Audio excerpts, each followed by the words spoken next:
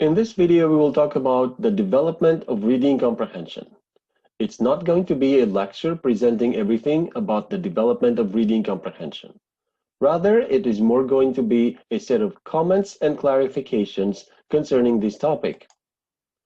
First of all, a recap on important distinctions concerning the study of reading comprehension. What is reading comprehension? What does it mean to understand a text we're reading?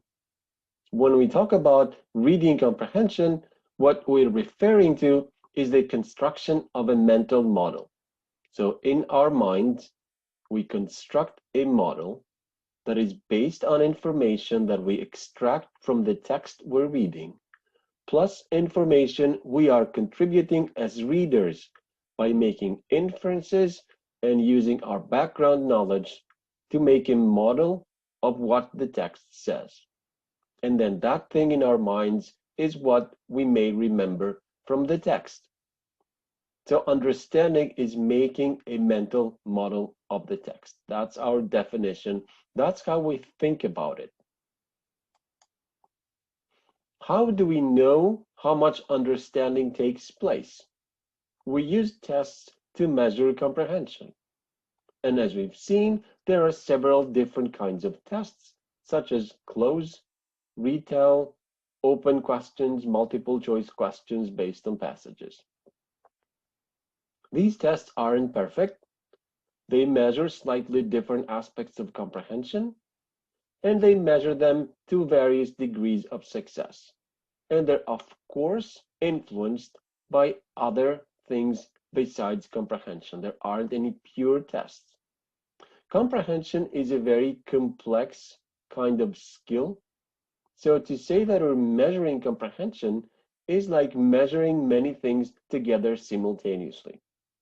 So this can never be a very clean measure.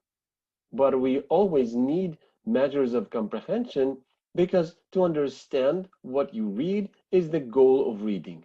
And we need to know the extent to which each child reaches this desired goal. Distinct from what understanding is and how we try to measure it are two different kinds of questions. So one question is, what is understanding associated with? What does it relate to?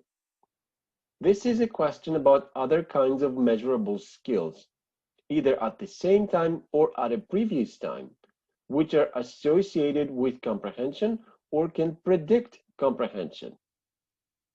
And so these kinds of skills include things such as listening comprehension or oral language comprehension, which is the same thing, vocabulary, so the number of words one knows and the depth to which they are understood, morphological awareness, verbal and cognitive ability, and many others. These are measurable skills that relate to comprehension in the sense that children with high performance on these have likely high performance on reading comprehension as well. That's what it means to be statistically associated.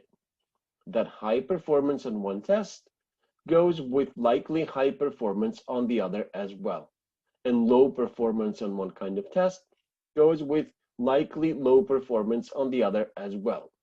So to say that listening comprehension is associated with reading comprehension means that in general, kids who score low on tests of listening comprehension also tend to score low on tests of reading comprehension, and so on for the other kinds of tests. So this has to do with the question of what kinds of skills is reading comprehension associated with. And then, of course, we can use these associations in order to theorize about what is necessary for reading comprehension to be successful. But we shouldn't confuse the tests with the theories. The second kind of thing that we might be referring to when we talk about how comprehension happens is about processes. So what is it that the mind does in order to construct the mental model? Or other words, in order to understand. What does the mind do? What do we have to do when we read the passage to understand it? We have to perform syntactic parsing. So this is processing the structure of the sentence and use this structure information for its effect on the meaning of the sentence. We have to do semantic integration. So take the different meanings across sentences and bring them together into a globally coherent meaning that includes information from the text and background information that we bring as readers to understanding the text. So parsing is something that we do while reading to understand. Integration is something we do while reading to understand. Inference generation is something we do. We generate inferences to add information to the text space in order to understand. So we contribute information to the mental model. And where does this information come from? It comes from our inference generation. We generate information that is implied by the text, or general background knowledge that is relevant to the text that contributes to our construction of a mental model. So inference generation is something we do. And monitoring is something we also do. Especially when we're skilled comprehenders, we always monitor what is going on and the extent to which the meaning that we build actually is coherent. So these are things we do. These aren't things we do while understanding. These are tests that have scores that are associated with scores on tests of understanding. So very different kinds of things. So when we talk about relations, we have to be very careful about what we mean. Finally, there are some domains which link these two, and these have to do with requirements. So for example, in order to access the meanings of words so that we can construct a semantic representation of sentences, we need word knowledge. We need to know words. We need to know meanings of words. Otherwise, we can't do these things, or we can try them and they won't be successful. We need to have background knowledge, not just knowledge of words, but knowledge of the world that we can bring in to our model construction, for example, through inference generation. And we need verbal working memory, for example, in order to hold all this information active while we process it. So these aren't things we do, they're things we bring onto the process of doing. And they're related to the skills that we can measure, which we know are statistically associated with comprehension.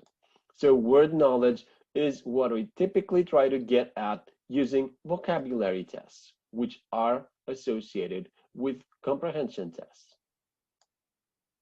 So these are some important distinctions when we think about comprehension, different aspects of comprehension.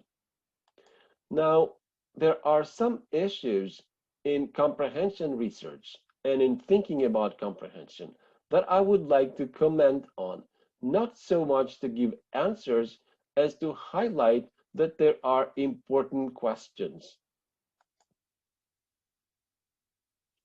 One very important issue in understanding is to represent relations. You can't say that you understood a passage if you remember it, if you only just remember it in the sense that you can say it back. That in itself does not constitute understanding. We do not conceive of it as understanding because a tape recorder can do that. Your phone can do that. You can read aloud a text to your phone and then you can play it back and it says the same text. Did your phone understand the text? No, it didn't. So in this sense, it's not enough to hold the information. What we really want to have included in this mental model we construct is the representation of relations among the entities, among the various propositions. And the relations are also propositions themselves. And often the most important types of relations are causal. So what leads to what is a very important element of understanding. You can remember what a passage says to some extent, but if you don't understand how things are related and which one causes another, then you're not really understanding it. So the representation of relations, and especially causal relations, is critical to the notion of understanding. And that should be a target of investigation when there are understanding problems. Representation of relations can have to do both with extracting information from the text when there are cues to these relations. So there are words that can tell us that a relation exists, and they're used often. But other times, equally or maybe more often, the relations are implied by the text. So we have to generate the appropriate inferences that bind the different meanings with the appropriate relations, spatial, temporal, and causal relations. So the representation of relations is a very important issue that we must have in mind when we talk about understanding. Understanding a text is obviously related to how difficult the text is. What does it mean for a text to be difficult? It means that fewer people can understand it. It's quite circular. Individuals at different ability levels, and especially at different levels of reading skill, have very different ability to understand passages. A large part of that has to do with maturation and experience of the cognitive system, has to do with general understanding. So small children cannot understand all the things that older children can. So the notion of a grade level is very closely associated with the notion of readability. Readability is a property of the text that works as a kind of quantification or semi-quantification and tells us what ages or grades this text is appropriate for. What does it mean to be appropriate for? It means that it can understood without effort by the average person at that grade level. So we can have grade 2 text, grade 5 text, grade 12 text, and so on. Many people have tried to come up with indices that are easy to compute so that you can give the computer a text and the computer will reply with a number. The computer will tell you, oh, this is for 6th grade. This is actually very difficult to do.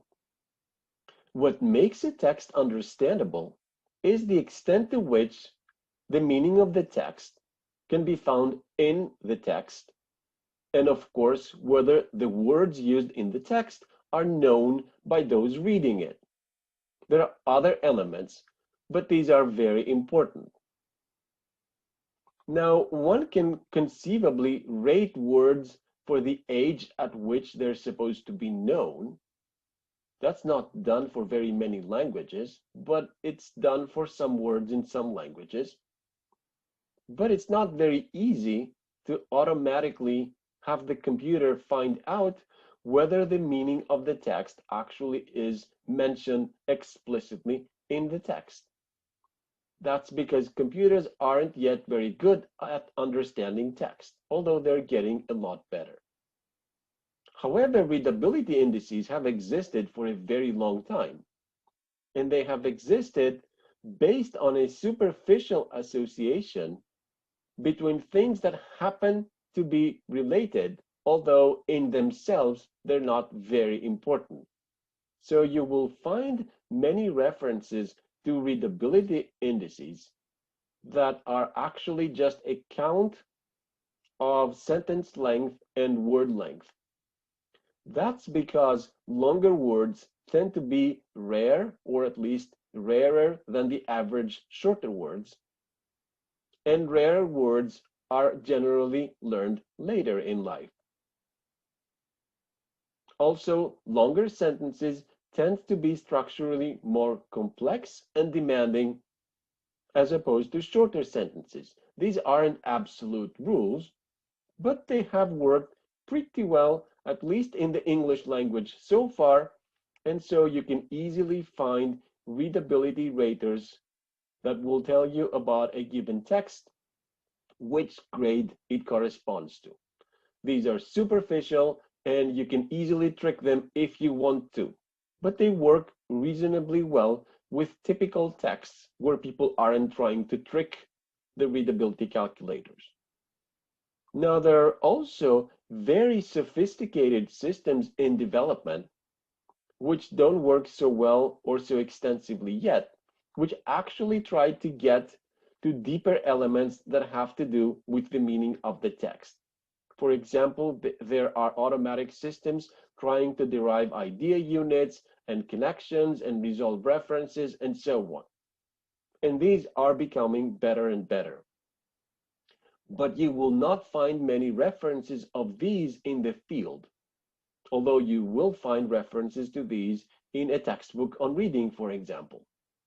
So you should be aware of this large distinction that when people who actually study comprehension talk about readability levels and readability indices, they may mean something completely different from what is out there in the field where people produce books and there are practitioners who want to use books and educators who adopt books in their classes and parents who need books for their children. And over there, the very superficial indices are typically used.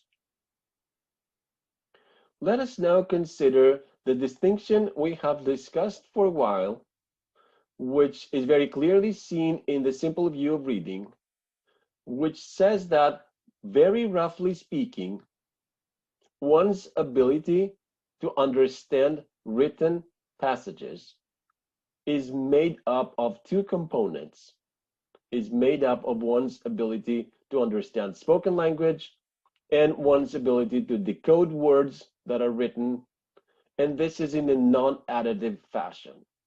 So you can't substitute one of these for the other. You need both in order to get understanding.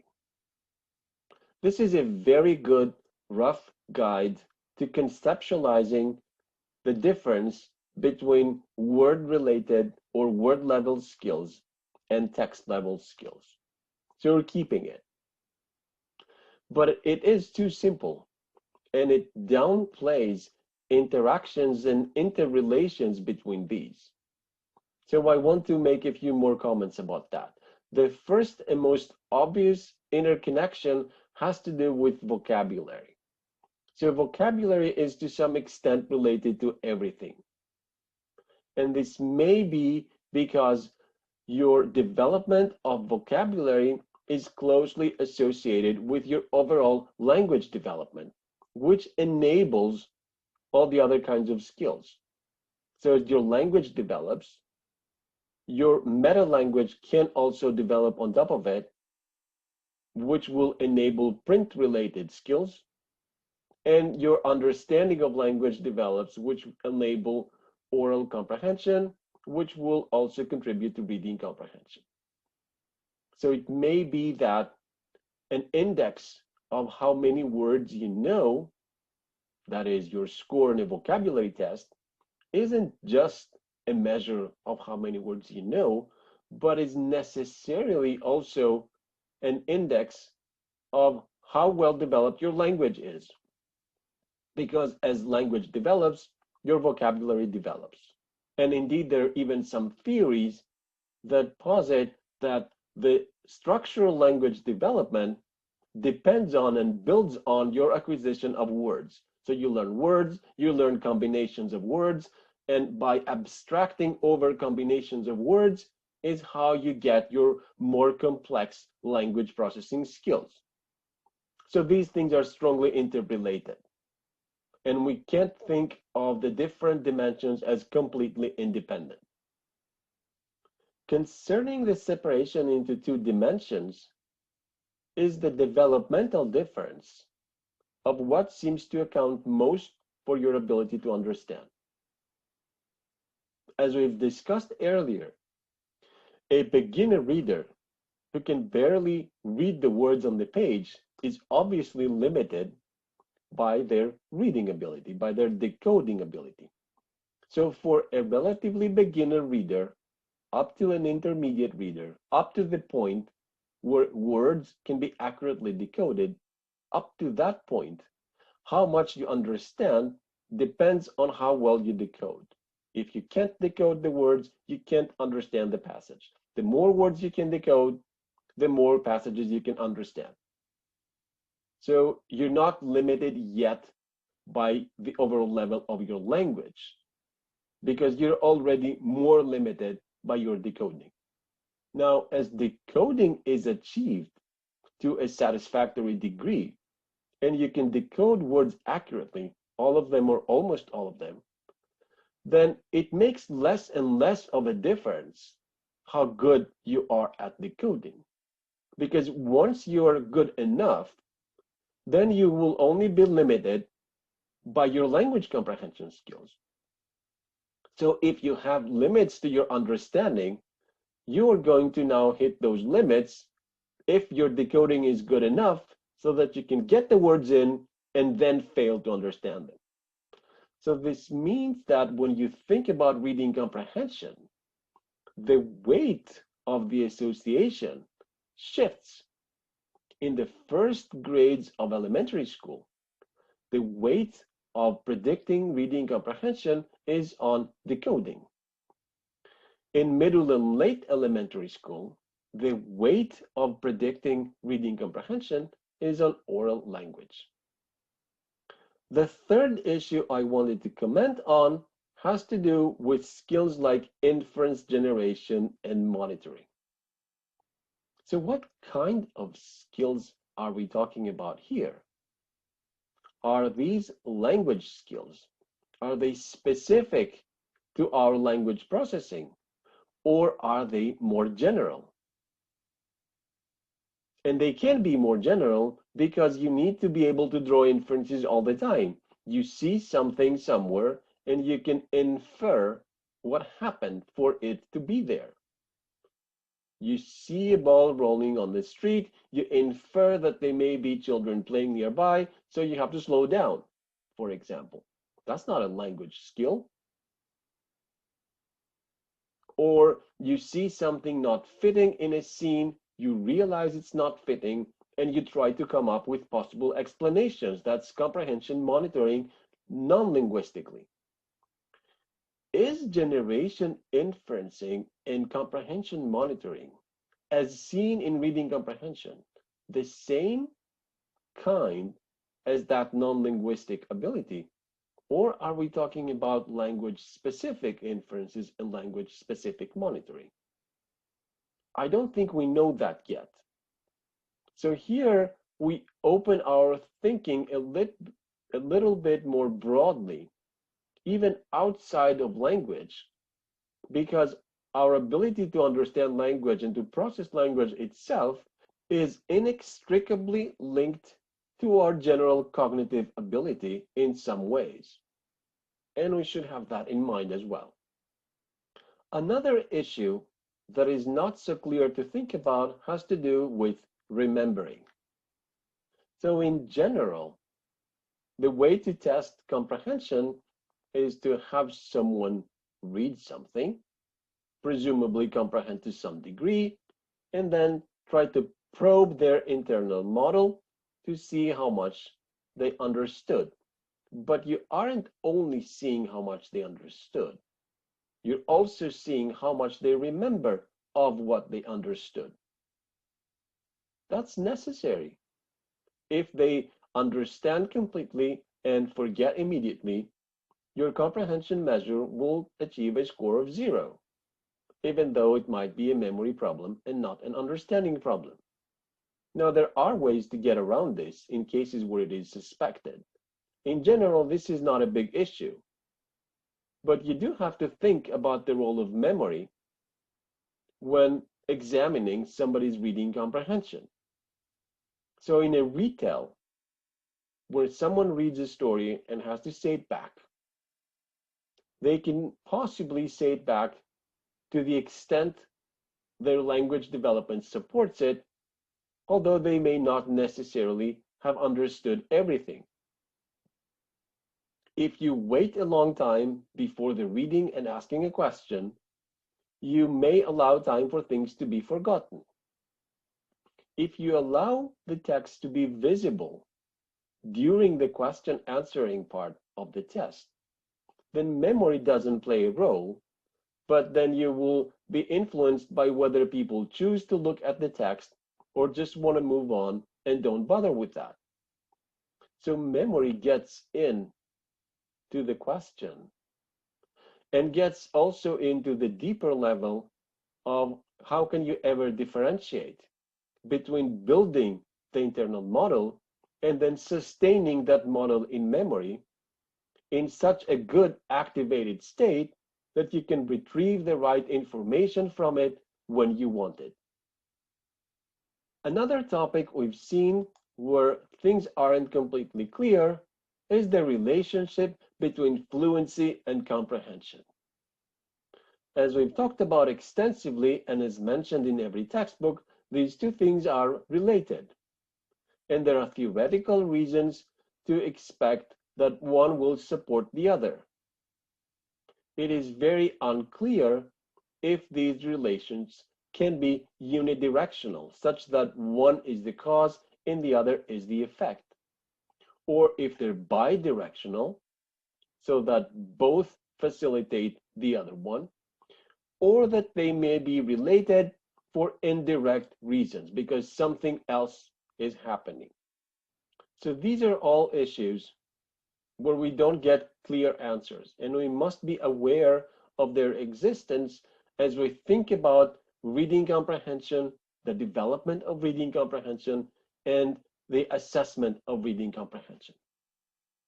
Now, I would like to present the results from some studies that concern the development of reading comprehension in terms of its associates.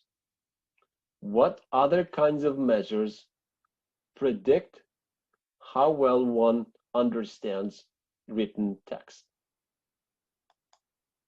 In this first study, I want to highlight the role of vocabulary because vocabulary is very rarely examined in the context of the simple view of reading. And I think the reason it's not examined is that it basically spoils the picture because it's related to everything. So vocabulary goes against the idea that the two dimensions are largely separable. They are separable to some degree. There is no question about that. But vocabulary makes this picture a lot muddier. So these kinds of diagrams, like the one you see here with the circles and the arrows, are called structural models, and each circle concerns a skill domain. So something that you can assess in some ways, and usually more than one way. So there are 2 or more tests. This study concerns 436 children going in grades 3, 4, and 5. So they're all together in this kind of analysis. And these children were assessed with some tests of vocabulary.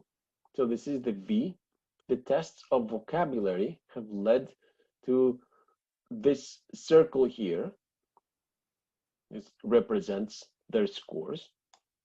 Some tests of reading accuracy. Some tests of reading fluency, some tests of oral language comprehension, and some tests of reading comprehension. All of these tests were administered at the same time. The arrows drawn here indicate statistical associations. What this says is that scores on the reading comprehension tests were associated with scores on the language comprehension tests, the listening comprehension tests, and with scores on reading accuracy. So kids with high listening comprehension performance also tended to have high reading comprehension performance. And kids with higher scores in reading accuracy, to a much lesser extent, also had higher scores on reading comprehension. So the numbers above the lines or below the lines, next to the lines, indicate the strength of this association. The strength can be anywhere from 0, meaning no association, to 1, meaning a perfect association. Now, lines with very low association values that do not contribute to our understanding of these relationships have been removed. That's why there's no line here. This says that if you've already taken into account somebody's reading accuracy and somebody's listening comprehension, that's all you need in order to predict, to some extent, not perfectly, how high they will perform in reading comprehension. So if you also know their scores on reading fluency, that's not helping you because you've already accounted for all that can be accounted. This doesn't mean that fluency is unrelated to comprehension. It only means that if you've already accounted for what is possible to account by listening comprehension and accuracy, then fluency cannot help you any further. So from a structural point of view, this part here is like the simple view of reading, where comprehension is attributed to listening comprehension on the one hand and decoding accuracy on the other hand. But there's more to the left of this diagram. In fact, there is vocabulary. And so vocabulary is related to everything. Vocabulary is associated with listening comprehension. Indeed, in this study, vocabulary is perfectly associated with listening comprehension, possibly because vocabulary is a very reliable thing to measure, as well as a very good indicator of oral language ability. So in this particular study, this came out unusually high. But there is no surprise in saying that vocabulary is very strongly associated with listening comprehension measures. We know that. What may be somewhat surprising is that vocabulary is also associated substantially with decoding, so reading accuracy measures and reading fluency measures. So if you're looking at the left side of this picture, you see that these supposedly separate dimensions are to some extent joined by vocabulary. So vocabulary seems to be related to both dimensions of the simple view. These are data for these Greek children measured simultaneously. And if we consider their performance in reading comprehension 1 year later, so we have the exact same predictors from grades 3, 4, and 5, but now try to predict their reading comprehension in grades 4, 5, and 6. So only change this one. Then the analysis produces a similar finding, not exactly the same. Now it says, if you want to predict next year's reading comprehension, and you already know somebody's listening comprehension this year, then knowing their decoding accuracy or fluency isn't going to help you any further. Vocabulary, of course, joins these components. So language, as measured by listening comprehension, is what allows us to predict somebody's future reading comprehension at these middle to advanced elementary grades. So it's only a language issue, no longer depending on decoding. Differences in decoding are already very small at these ages. So they do not predict the development of reading comprehension after 1 year. This one study in Greece was concerned specifically with the role of vocabulary in the context of the simple view distinction. Still within the domain of the role of language in the development of reading comprehension, I want to comment on a Norwegian study, a very recent one, in which the researchers were interested in reading comprehension starting in grade 2 and developing through grades 3 and 4. So what was associated with how well children understood easy written passages when they were in grade 2? So these are obviously grade 2 level, very simple passages. And what is associated with how much their reading comprehension will grow during the coming 2 years. How much of that is predictable and what is associated with this growth? This study focused specifically on language as a precursor and predictor of everything that's involved in learning to read. Not because it explains everything, it doesn't, but because it is associated with everything. So the researchers here assessed language development first at the age of 4 years in preschool. And language was measured using 3 different tests here, including a vocabulary test and a grammar test and a sentence memory test. That is a very good indication of language development. And then the researchers measured language development again at the age of 7 years, so 3 years later, by using these as well as some additional tests that were possible to use with the older kids. So there was a very solid measurement of the level of language development, and importantly, the early indices of language development were very strongly associated with the later indices. This suggests that children are on some path of language development from early on and generally stay on this path by retaining their relative ranks through the years. So kids who are ahead in language development at the age of 4 years, ahead as compared to their peers, to the other kids, will likely remain ahead at the age of 7 years. And kids who are behind in language development at 4 years will in general remain behind. This is not a perfect association. There are some changes, but it is a very strong association. So here we have stable indicators of language development for these kids. What about reading? Well, reading is represented here by measures of decoding, which are essentially measures of word list reading, and measures of reading comprehension, which involve reading passages and answering questions.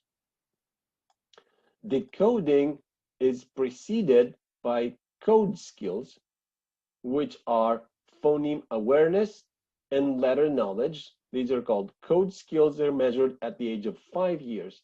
So before kids begin school, their level of phoneme awareness and letter knowledge are measured, and they're also measured in rapid naming, rapid serial naming at the same age. These are the main predictors of decoding, and indeed these predict decoding when kids are in grade 2. So this is the decoding dimension.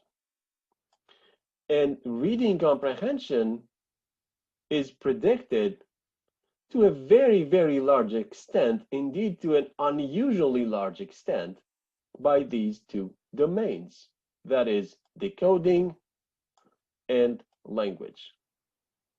There is very little in the variability in reading comprehension, so differences among kids in reading comprehension in grade 2, that is left unexplained if one has such a good measure of language development and decoding. Now, these are actually concurrent measures. So what we're predicting, when we use the word predict, but we just mean statistically associated. We certainly don't mean cause. These are just statistical analyses. Statistics is not going to tell you what causes what, but statistics will confirm if scores on a set of tests, such as reading comprehension tests, are associated with scores in tests of decoding and language. When the tests are administered at the same time, it turns out that those who score high on language and score high on decoding are those who score high on reading comprehension. Now, the important thing here is what happens with growth. So this is in grade 4, and actually the researchers examine growth from grade 2 to grade 3 and grade 4. So growth doesn't concern just grade 4 performance in reading comprehension, but concerns the change from grade 2 through grade 3 and on to grade 4. So what is associated with growth in reading comprehension past the very initial stages? The very initial stages in grade 2, there's not that much comprehension going on because the passages that grade 2 kids can deal with are very, very simple. In grade 4, the passages are much more demanding, relatively speaking. So kids need to bring on a lot of skills in order to understand grade 4 texts, whereas they didn't have to do that in grade 2. And it turns out that a lot of this growth is also predictable, not most of it, but some of it is predictable. And what is associated with growth here is language. This is a much more detailed, in-depth, and longer study, which concludes in a very similar, which reaches a very similar conclusion concerning the role of language in predicting the development of reading comprehension past the beginner stages of learning to read. So building strong oral language understanding is indispensable for good reading comprehension, or at least this explanation is consistent with the model of statistical associations that analyses over and over again show that are valid for these kinds of data. But it's not just language that is important. So the next study that I want to talk about is about the other things that aren't language, but are still important and also statistically associated with comprehension and with changes in comprehension. This study took place in the UK. So these are British kids. And there are 3 measurement points. One at their grade 3, although the ages are like those of grade 2 Norwegian kids. The children in the UK start school 1 year earlier and start reading instruction 1 year earlier. So this is actually grade 3 in the UK, grade 4, and grade 6. And what they did was first they measured reading comprehension at each grade level. And they accounted for whatever stability there is in reading comprehension. So they weren't trying to predict future reading comprehension just by other predictors. They were asking, if I already know how well each kid understands text at the first time point in grade 3, if I already know that, Does it help to also know other things in order to predict how well they will understand text next year? And if I already know how well they understand text at this age, grade 4, and I want to predict how well they understand text in grade 6, is this knowledge of their level of comprehension at grade 4 enough to do as good a job as possible, or does it help to have measured other things as well? And the answer is that other things also are important, and they must be becoming increasingly important because they can help predict future reading comprehension, even if you already know the current level of reading comprehension. So they go beyond one's current level of comprehension, possibly because they're more important with higher level texts. Let us look at the actual measures that are involved. There are some general measures like verbal and performance IQ, which are measures of general cognitive ability, verbal and nonverbal, and measures of vocabulary. This is a receptive vocabulary measure. But the researchers also tried to create special tests meant to assess different aspects of comprehension.